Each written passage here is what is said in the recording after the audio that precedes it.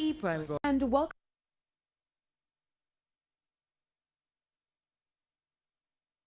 Hello and welcome to this evening's edition of E-Prime. I am Daedran. Actor Christophe St. John is dead. A CNN report says Christophe St. John, who played Neil Winters on the CBS daytime soap opera The Young and the Restless, died yesterday. The cause of death is not yet known. He was 52 years old.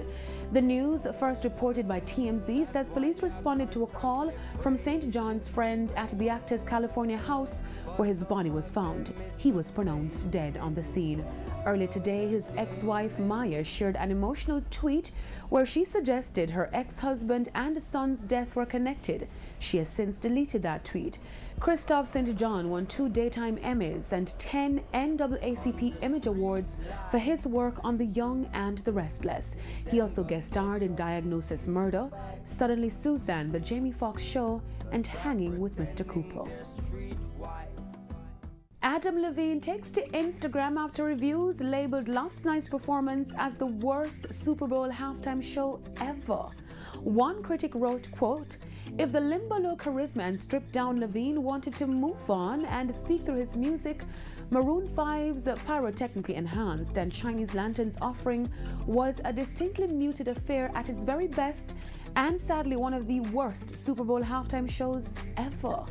Another described it as a tame apolitical set and sloppy seconds at best, referring to the likes of Rihanna and Cardi B turning down the gig.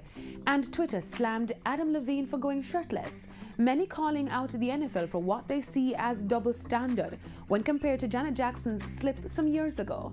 In response, Adam, the lead singer of the band Maroon 5, took to Instagram where he wrote a long message paired with an image of the One Love light displayed featured during his performance. The singer says when he accepted the responsibility to perform at the Super Bowl halftime show, he took out his pen and just wrote.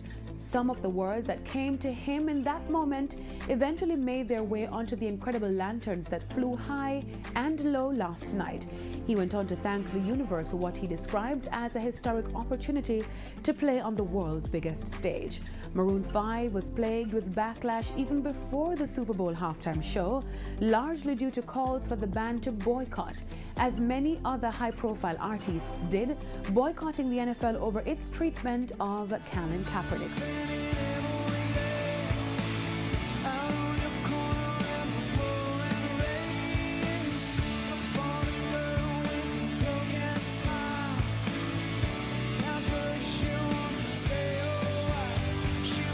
Last night's game had one of the lowest ratings in over 10 years.